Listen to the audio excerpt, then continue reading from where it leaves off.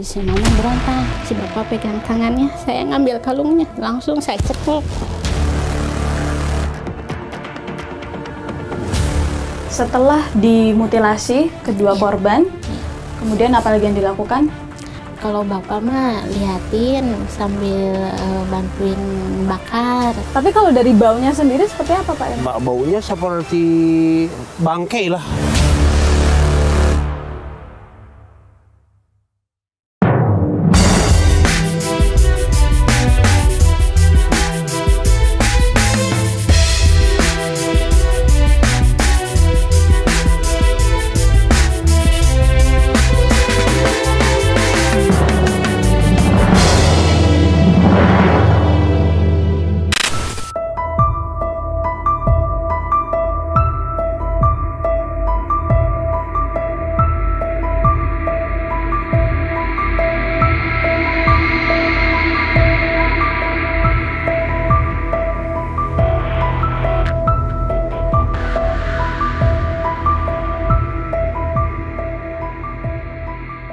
Seorang ibu dan anak perempuan menjadi korban pembunuhan di Kampung Cikadondong, Desa Cibanteng, Kabupaten Cianjur, Jawa Barat. Belakangan diketahui pembunuhnya merupakan anak kandung dan suami dari sang korban sendiri.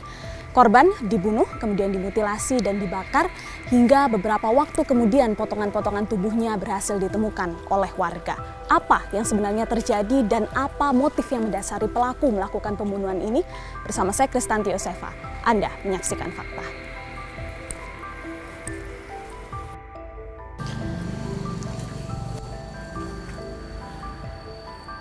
Ya, saat ini kami sudah berada di lokasi penemuan potongan tubuh korban yang ditemukan oleh warga dan sekaligus juga rumah yang menjadi tempat eksekusi korban yang dilakukan oleh pelaku. Kalau kita lihat memang rumah korban menjorok ke dalam, ini merupakan pemukiman di atasnya, namun di bawah sini ini merupakan lahan atau area perkebunan dan rumah korban ini berada masuk lagi ke dalam, sehingga kalau kita lihat memang tidak banyak rumah di bawah sini, hanya kalau kami lihat hanya ada satu rumah korban dan beberapa rumah lainnya. Rumah korban ini cukup menjorok ke dalam begitu ya.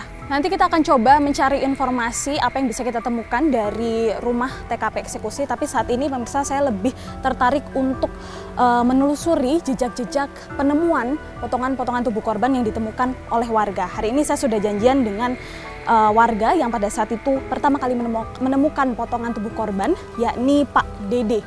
Kita coba akan cari informasi dari saksi. Permisi, selamat pagi Pak Dede ya? Iya Pak, saya Tanti dari Fakta TV One. Kita bisa ke lokasi penemuannya sekarang Pak? Oh bisa. Oke, bisa ditunjukkan arahnya Bisa kemana di Pak? arahnya sini. Oke, Oh. baik, mari Pak. Masuk ke area perkebunan berarti Pak? Iya. Perkebunan. Oh, oke. Ya, terus aja Pak. Oke, bisa duluan Pak Dede, mungkin saya ikuti dari belakang. Ya, ini ternyata jaraknya cukup masuk ke dalam ya, mendekati sungai. Oke.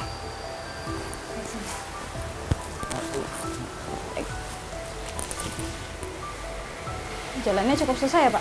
Iya Bu.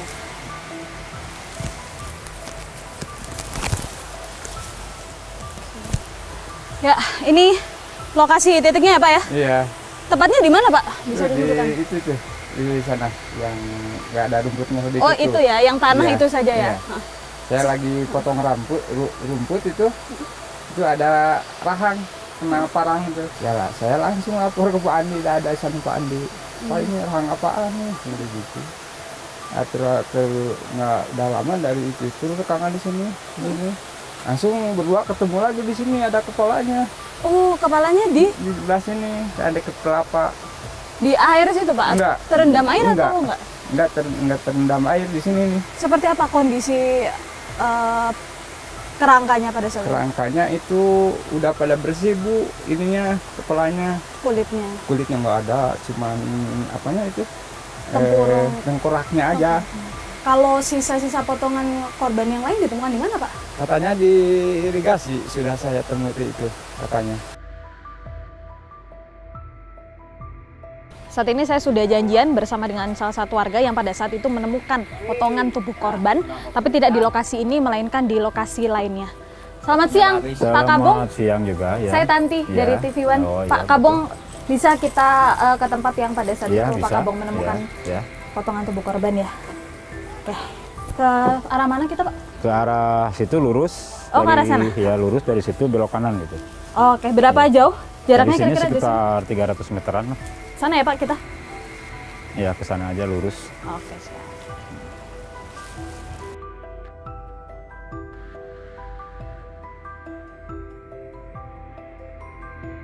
Waktu itu di mana Pak titiknya? Di sono Bu, di Saringan. Oke, kita langsung ke sana aja Ya, Pak ya. siap.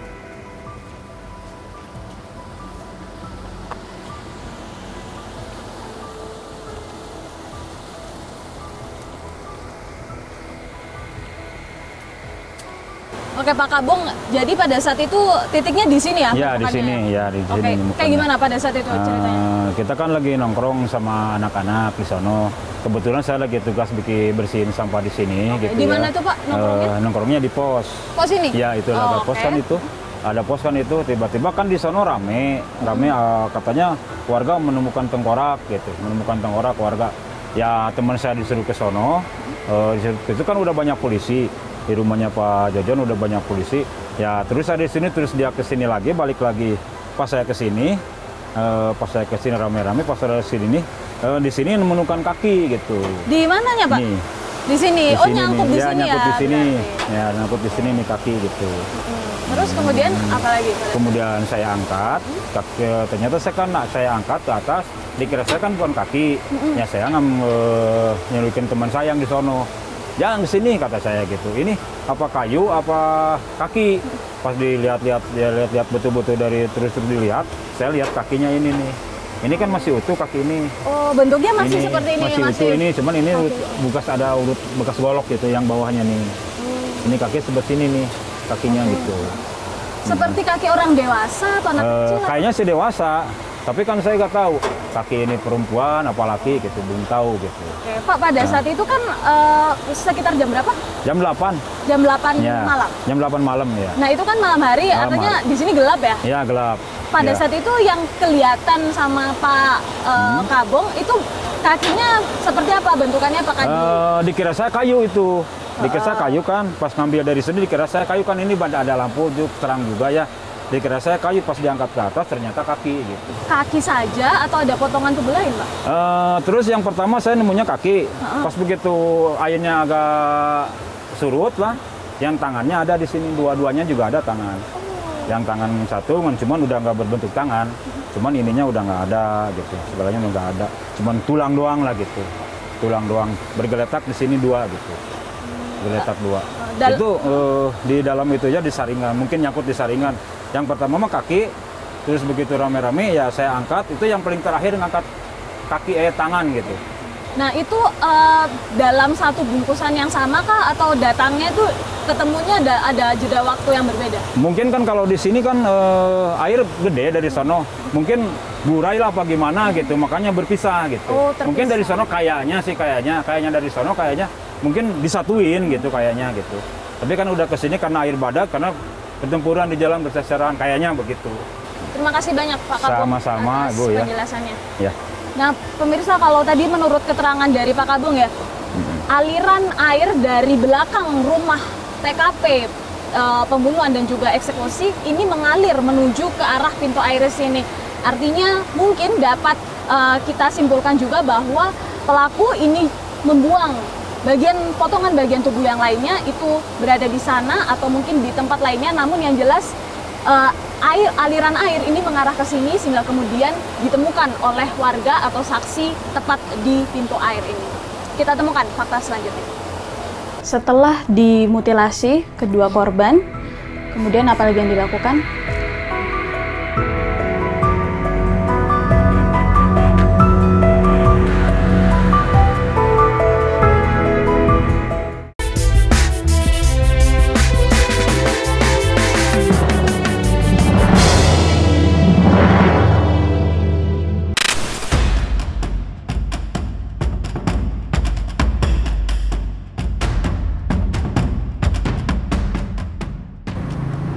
Sekarang kami sudah berada di Polres Cianjur untuk mengetahui perkembangan terbaru dari kasus ini, dan nantinya kami juga akan mencoba untuk meminta izin barangkali dapat menemui langsung pelaku dan menggali keterangan langsung dari pelaku. Kita temukan faktanya.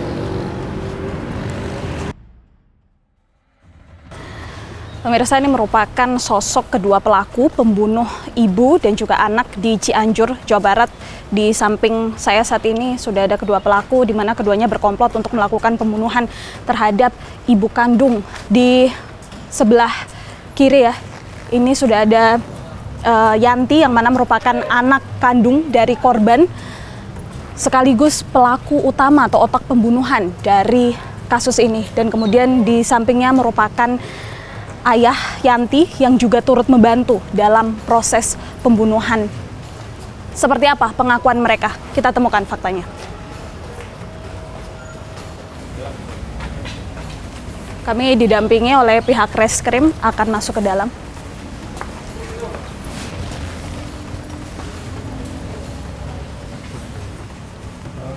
Di depan saya saat ini sudah ada pelaku utama pembunuhan ibu dan anak yang terjadi di Cianjur, Jawa Barat, Mbak Yanti Rostini, yang mana merupakan anak kandung dari korban. Selamat sore Mbak Yanti. Sore Ibu.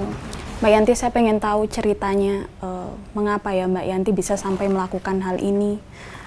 Kita tahu ya, ini sama-sama tahu ini merupakan tindak pidana, dan seperti apa awal mula ceritanya? Awal mula ceritanya sungguh panjang Mbak ya, dari awalnya mulai dari ya sakit hati terpendam.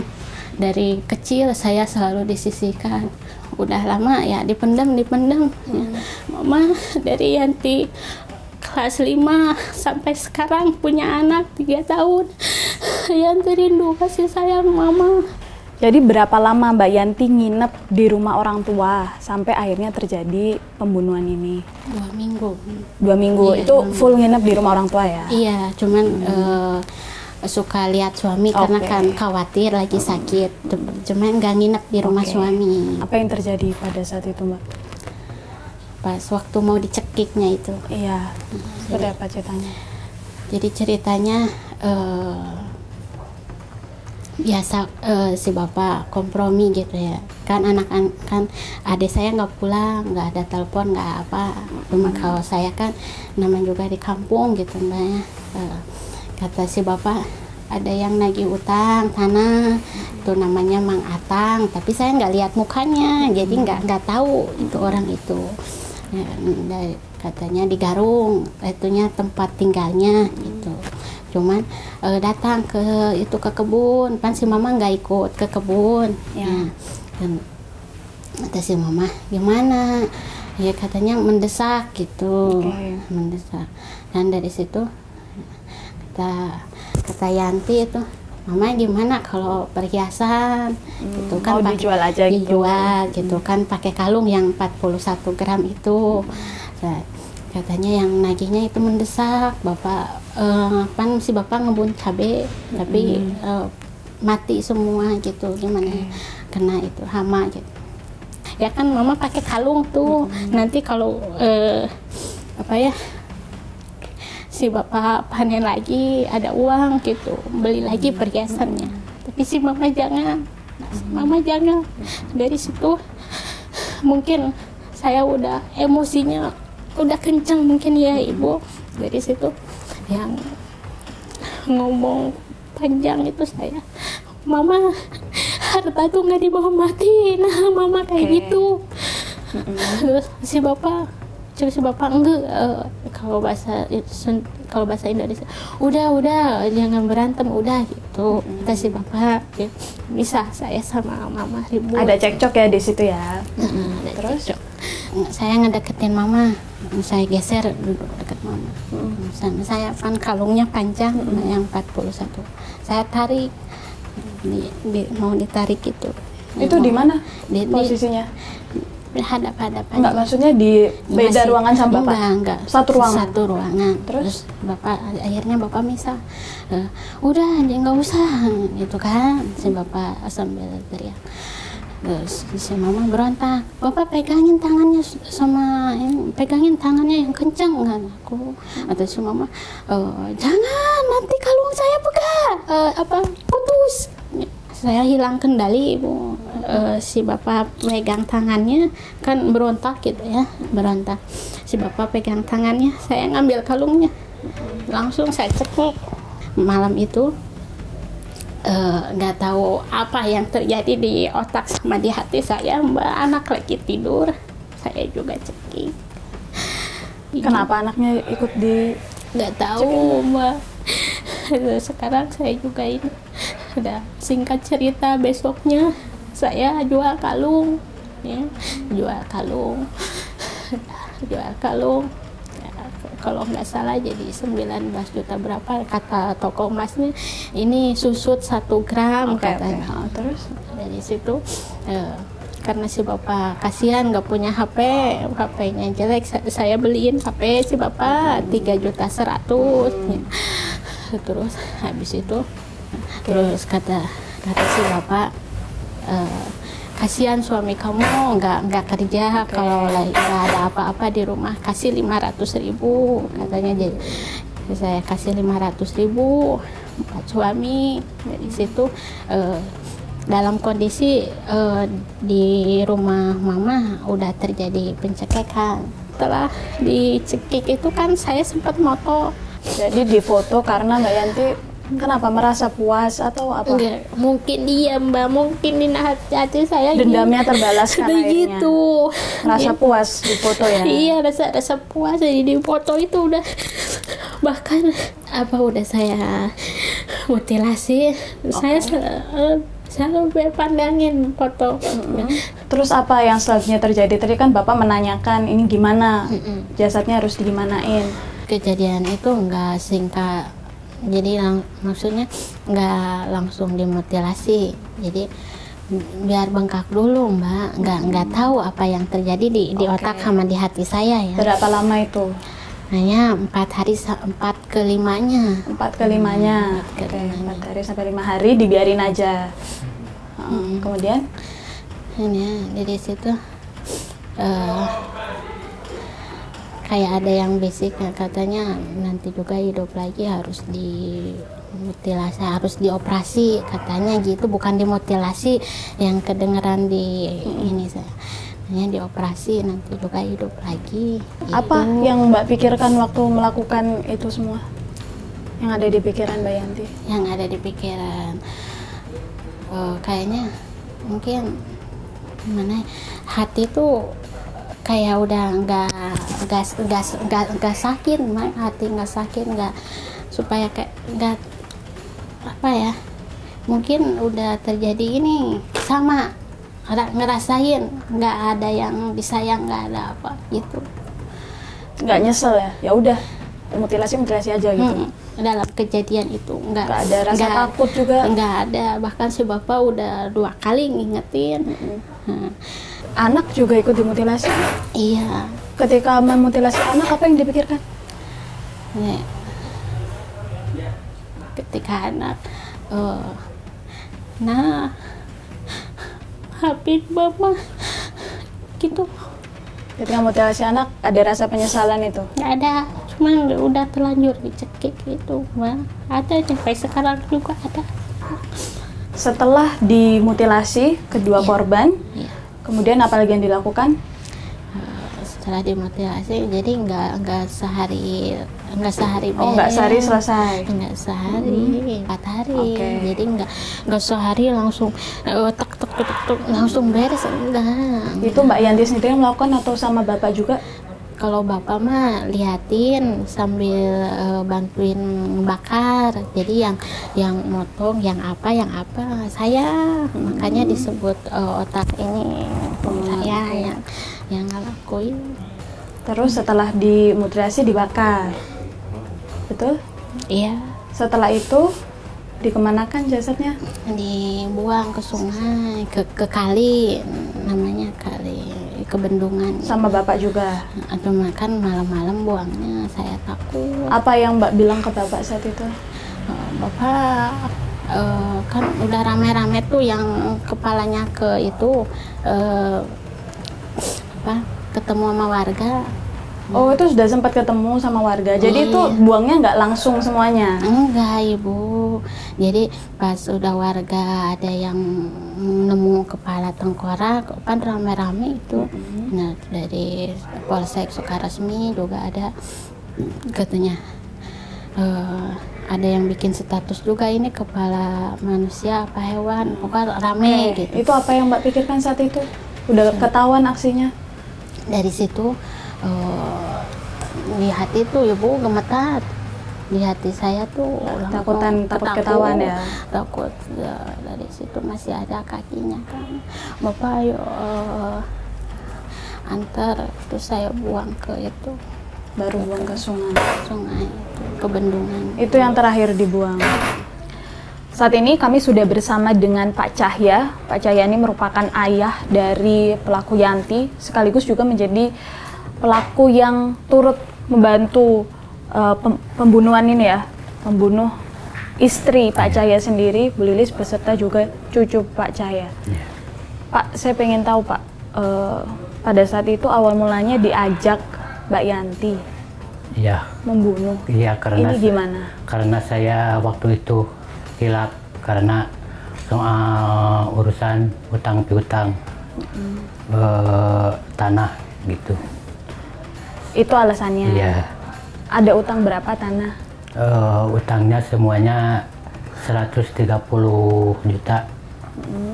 Baru dibayar 40 juta. Makanya itu saya hilap. Oke, setelah dibunuh, kemudian kan menjual perhiasan korban ya? Iya. Setelah dijual, uangnya dibuat apa? Semua total uang jual kalung itu 19 juta. Hanya ke bawah sama si Yanti 13 juta. Itu untuk bayar utang tanah. Sisanya dibelanjain sama si Yanti keperluan resiko dapur sama HP. Terima kasih Pak Cahya buat waktunya sudah bersedia kami wawancarai. Kita temukan fakta selanjutnya. Informasinya juga katanya korban ini setelah dibunuh itu juga dibakar juga ya Pak?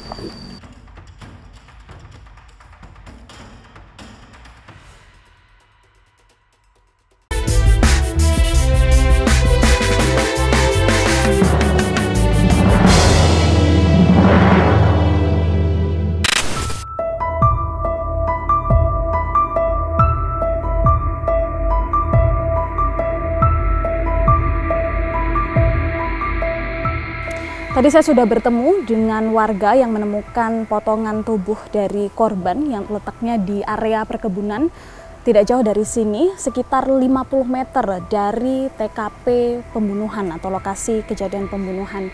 Nah, di samping saya ini pemirsa, ini merupakan rumah dari korban yang bernama Lilis, di mana di rumah ini jugalah korban ini dibunuh oleh anak kandung dan suaminya sendiri. Anda bisa lihat sampai sejauh ini kondisi rumah dipasang garis polisi begitu ya, sehingga kami tidak bisa untuk melewati garis ini. Tapi kalau boleh kita coba intip sedikit bagian dalam rumah. Ini memang masih tertutup ya, tertutup oleh gorden. Tapi kalau kita lihat di sini ada sedikit celah untuk kita bisa melihat kondisi di dalam rumah ini. Memang kalau kita bisa gambarkan ya, di masuk ke pintu ini merupakan langsung menuju ke ruang tengah, dan di samping sana ada satu buah kamar.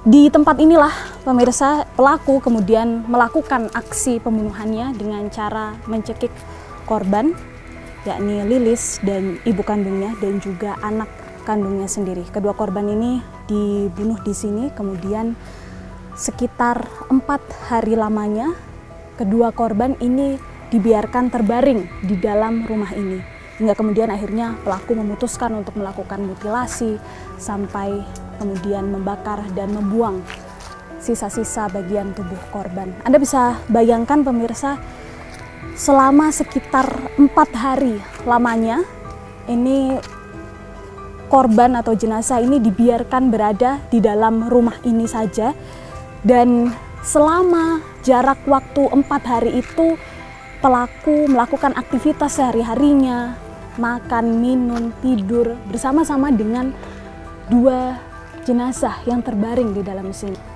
Kita akan mencari tahu informasi lebih lanjut dari warga sekitar terkait dengan rumah ini, keluarga yang tinggal di dalam sini. Ikuti terus faktanya. Saya akan coba untuk menemui salah satu warga yang ada di sini untuk bertanya informasi terkait dengan keluarga ini. Selamat siang, Pak. Dengan Pak siapa? Pak Andi. Pak Andi. Ya. Saya Tanti dari TV One, Pak. Pak, saya mau tanya-tanya dong tentang ini kan baru saja ramai kemarin kasus ini ya. Keluarga yang tinggal di dalam sini kemudian menjadi korban. Sebetulnya Pak Andi kenal nggak sih sama yang ada dengan korban Bu Lilis ini? Bu Lilis, ya kenal. Oh, kenal oke. dulu. Ya kalau sekarang juga kenal. Iya. Bu Lilis ini tinggal di sini sama siapa aja, Pak? Sama Pak Cahya. Berdua aja? Berdua. Sama suaminya Iya. aja. Oke. Seperti apa sih, Pak, orangnya? Enggak apa-apa. Orang mah diam-diam aja, enggak ke situ ke sini enggak. Oke. Iya. Kalau Pak Cahya sendiri, Pak, Pak Cahya, Ya, kesehariannya apa aja, Pak? tani. Kalau sama warga gimana? Enggak pernah itu ke situ ke sini enggak. Maksudnya pendiam juga? Iya, pendiam juga.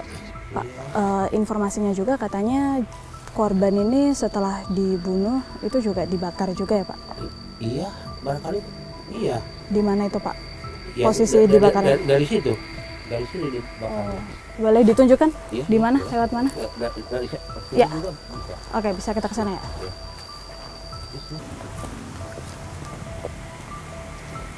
Jadi ini lokasi pembakarannya, Iya, Pak ya? iya. Dibakar ini Bapak bakar apa, Bapak nggak tahu lihat ke sini enggak.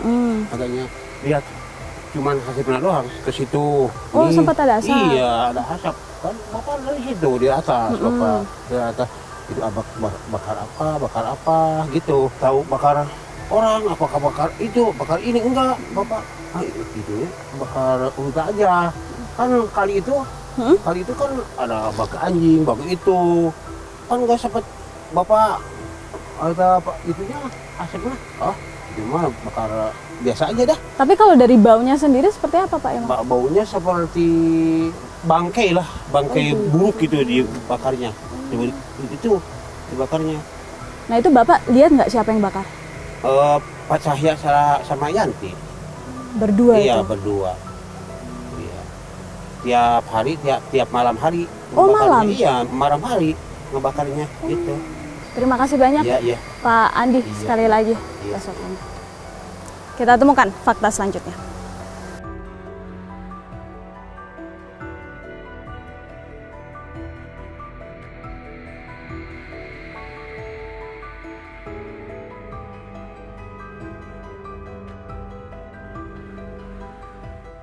Setelah mengumpulkan informasi dari sejumlah warga, saat ini kami akan menemui suami dari pelaku, Yanti, yakni Pak Jujuh. Kita akan mendengarkan cerita dari dia. Kita temukan faktanya. Selamat pagi Pak Jujuh. Ya pagi. Ya, sebelumnya kami mengucapkan turut berduka cita sedalam-dalamnya atas kejadian Makasih. ini ya Pak ya. Kami tahu ini bukan waktu yang mudah buat Bapak, tapi kami berterima kasih sudah diperbolehkan buat bertemu sama Pak Jujuh untuk tahu ceritanya. Kalau kami boleh dengar langsung dari Pak Jujuh tentang kejadian ini ya. Pada saat kejadian ini Pak Jujuh waktu itu ada di mana? Di rumah. Saya nggak tahu apa-apa itu kalau masalah kejadian. Kalau boleh tahu pada saat itu Mbak Yanti pamit ke Pak Jujuh buat ke rumah Bapak ya? Iya. Itu kapan kira-kira? Pas setengah 7-an sudah sholat maghrib berjamaah sama saya, udah makan, baru katanya mau lihat anak. Kan anak saya sering dibawa nginep sama mertua, kadang-kadang semalam, kadang-kadang 2 malam balik lagi ke rumah. Nah, Pak Cucu sempet ke sana juga nggak buat nengokin kondisi di sana? Nengokin, yang pertama ketemu sama anak. Ketemu. Kalau yang kedua nggak ketemu karena dilarang, nggak boleh masuk katanya. Kayak gimana tuh kata Mbak Yanti? Anak lagi tidur sama mama karena semalam nggak pernah tidur. Makanya saya dilarang masuk ke rumah, suruh pergi lagi. Udah gitu setahu saya sama Bu. Itu kira-kira kapan Pak sebelum terungkap? Belum kejadian? Sebelum terungkap, hari Jumat itu. Hari Jumatnya? Hari Jumatnya. Sebelum terungkap kejadian masalah ini. Di situ Pak Cucu ngerasa curiga nggak? Kenapa kok nggak boleh ketemu gitu? Ya kalau dalam hati ngerasa curiga, penasaran, tapi kan kalau pikiran saya, wah mungkin kan si bapak ada masalah sama ibunya mungkin, karena saya nggak masuk terus, nggak mau masuk. Pikiran saya si bapak ada masalah mungkin sama istrinya, makanya saya nggak masuk langsung. Pikiran saya itu Bu. Gitu ya. Kalau masalah anak, saya masih penasaran di dalam hati gitu. Kok nggak boleh masuk? Terakhir ketemu ke sini berarti itu kapan? Hari Minggu itu? Iya, hari Minggu sore. Hari Minggu sore. Malam Senin. Sendirian ya sudah? Ya, sendirian. Sama anak. Enggak Apa sama anak. yang Bapak melihat gerak-geriknya dia mencurigakan kah? Enggak. Ditanya sama tetangga juga biasa-biasa Bu. Bapak sempat nanyain tentang anak? Iya, sama mama di bawah.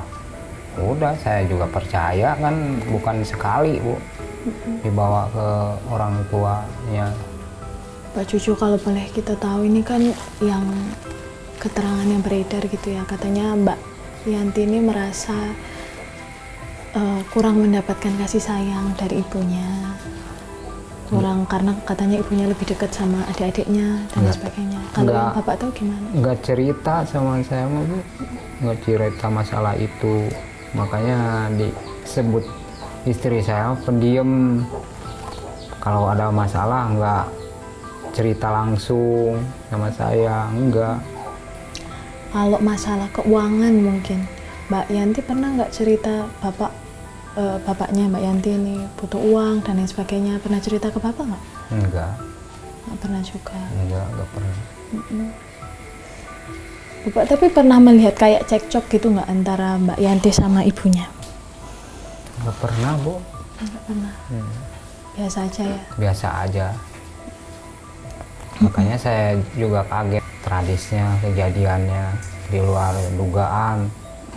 Makanya saya kaget, nggak ada masalah kan sama orang tuanya. Pak Cucu nikah sama Mbak Yanti udah berapa lama? 4 tahun lebih lah. 4 tahun lebih. Iya. Katanya sempat lama ya pengen punya anak. Iya, punya anak. Tapi nasibnya kayak gini. Aduh. Ada nggak yang pengen Pak Cucu sampaikan kalau ada Mbak Yanti? Saya nggak bakalan nerima gitu lah. Gitu. Iya. Buat. Sekali lagi kami mengucapkan turut berduka cita. Iya Bu, makasih. Semoga bisa melewati ini semua ya. Amin, insya Allah. Terima kasih banyak Pak Cucu. Iya. Pemirsa, kita temukan fakta selanjutnya. Kejahatan itu kan motifnya ada 2. Yang pertama instrumental, segala sesuatu yang berhubungan dengan perasaan, dengan psikologis. Yang kedua adalah material, segala sesuatu yang berhubungan dengan uang, dengan kedudukan.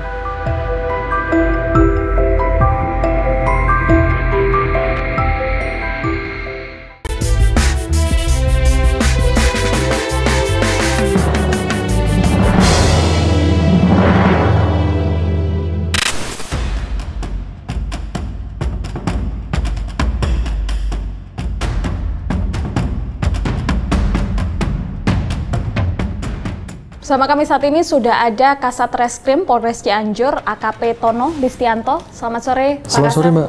Oke, Pak Kasat, kalau kita bicara tentang kasus pembunuhan ibu dan juga anak di Cianjur ini, hasil penyelidikan dari kepolisian yang terbaru seperti apa, Pak? Hasil penyidikan yang terbaru dapat kami sampaikan bahwa kasus ini masih dalam proses pengembangan lanjutan. Tentunya dalam minggu depan ini kita akan memeriksa ahli kejiwaan, karena tentunya apa yang sudah dilakukan oleh kedua tersangka ini di luar nalar, seperti nalar orang normal ya, sehingga kita perlu melakukan proses pemeriksaan kejiwaan dan psikologis, dan tentunya nanti hasilnya akan kita sampaikan. Yang jelas selain itu kita saat ini sedang berupaya untuk mencari bagian-bagian tubuh yang belum ketemu. Kita sudah menggunakan anjing pelacak di TKP, mudah-mudahan ada beberapa anggota badan yang saat ini belum ketemu bisa ditemukan.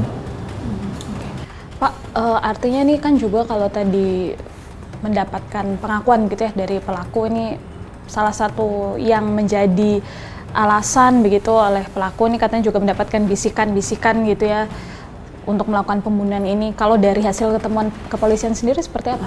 Ya, memang awalnya seperti itu. Waktu kita temukan di lapangan, saat itu kita lakukan interogasi, kenapa kamu melakukan perbuatan tersebut? Khususnya tersangka YR ini menyampaikan bahwa itu bukan ibunya, itu dan bukan anaknya juga, itu adalah buto ijo, seperti itu. Yang bersangkutan mengaku dapat bisikan-bisikan gaib, sehingga dia berani melakukan hal tersebut. Tapi ketika kita melakukan pendalaman lebih lanjut, khususnya terkait penyidikan, ternyata ada faktor-faktor lain, yaitu faktor sakit hati kepada korban, kemudian juga faktor ingin menguasai harta daripada korban, seperti itu. Motifnya ini berbeda dengan pembunuhan yang dilakukan terhadap ibunya ya, meskipun dalam satu rangkaian yang sama. Apakah kemudian ini bisa dimasukkan juga ke dalam pembunuhan berencana, atau seperti apa kemudian hukuman nantinya yang akan didapatkan pelaku ini? Dan tentunya pasal yang kita terapkan adalah pasal berlapis. Selain pembunuhan berencana juga kita menggunakan pasal pembunuhan biasa dan termasuk kekerasan dalam rumah tangga. Kaitannya ini kan masih dalam konteks hubungan keluarga. Tentunya karena kita melihat kejadian seperti itu, ada perencanaan dan ini sangat kejam, ya harapan kami bisa maksimal terkait hukumannya, yaitu kaitannya dengan pembunuhan berencana. Kalau ditanya hukuman berencana berapa maksimal hukumannya, ya sampai dengan hukuman mati seperti itu. Terima kasih banyak Pak Kasat Reskrim atas waktunya. Kita temukan fakta selanjutnya. Bersama kami kini sudah ada kriminolog Mbak Hanifah Hasnah. Selamat pagi Mbak Hanifah. Selamat pagi. Bagaimana kabarnya? Alhamdulillah sehat. Baik, Mbak Hanifah ini melihat kasus ya seorang anak yang tega membunuh ibu kandungnya sendiri bersama dengan bapaknya, dengan alasannya ini adalah menurut keterangan ya karena sakit hati akibat bilik kasih dan lain sebagainya. Tapi tidak hanya membunuh ibunya, tapi juga kemudian membunuh anaknya sendiri. Bagaimana dalam perspektif kriminologi melihat hal ini? Ya, sebetulnya ini kondisi yang bukan baru ya. Kasus-kasus bukan baru, tetapi semakin banyak. Artinya dalam hal ini kita perlu mengkaji ulang. Ada apa sih masyarakat kita? Ada fenomena apa sih? Kenapa femisida, pembunuhan dalam keluarga itu semakin banyak? Anak membunuh orang tua membunuh anaknya. Dan ini dua-duanya. Ini kan lebih miris lagi. Bukan hanya membunuh satu orang, tapi ada dua anggota keluarga yang dibunuh. Nah ini yang menggugurkan stigma masyarakat terkait dengan seorang ibu itu punya rasa sayang terhadap anaknya. Buktinya dia bisa membunuh anaknya. Dan itu masih di usia 3 tahun. Ini kan kita harus tahu ya latar belakangnya seperti apa sehingga terjadi peristiwa yang sangat-sangat kejam ini. Kriminologi mempelajari kondisi masyarakat saat sekarang, bagaimana masyarakat sekarang mulai banyak sekali yang melakukan kejahatan, dan ini diawali dari keluarga. Ketika keluarga tidak mampu memberikan rasa aman, kasih sayang tidak sampai, akhirnya akan terjadi seperti ini. Oke, melihat keterangan dari pelaku ini menyatakan bahwa apa yang membuat dia kemudian membunuh ibunya, menghabisi nyawa ibunya ini karena akibat dia merasa ibunya nih pilih kasih seperti itu dan ini sudah dari kecil dan lain sebagainya. Tapi kalau kita melihat ini sebetulnya Mbak Hanifah, apakah ini sebetulnya pelampiasan begitu yang dilakukan oleh pelaku atau kemudian ini memang sudah direncanakan dendam yang sudah begitu lama kemudian dilampiaskan seperti itu oleh pelaku? Oke, kalau kita melihat ya, pelakunya ini usianya 30 tahun lebih. Artinya kalau dia menyampaikan bahwa ada pengasuhan yang salah, berarti pengasuhan itu selama berapa tahun. Nah dari sekian tahun itu menimbulkan trauma panjang. Nah trauma itu nggak kelihatan gitu. Ada orang yang agresif, ada yang pasif agresif, ada yang lebih baik memendam perasaan itu. Tapi ketika meledak dia akan melakukan hal yang paling bahaya, yaitu paling berat adalah melakukan tindak kriminal. Nah kita nggak tahu ini kan sebab akibat. Akibat dari apa gitu ya, sebabnya apa gitu. Kalau dia menyampaikan bahwa ada pengasuhan yang salah, ada disfungsi keluarga, berarti ini juga yang harus disampaikan ke masyarakat bahwa ketika keluarga itu tidak bisa mengasuh dengan baik, kondisi paling berat adalah seperti ini. Berarti perlu pemeriksaan secara psikologis terkait kondisi psikologis ibunya ini gitu ya. Apakah benar dia mengalami trauma pengasuhan gitu ya sampai dia melakukan kekerasan seperti ini. Karena sejatinya kejahatan itu kan motifnya ada dua. Yang pertama instrumental, segala sesuatu yang berhubungan dengan perasaan, dengan psikologis. Yang kedua adalah material, segala sesuatu yang berhubungan dengan uang, dengan kedudukan.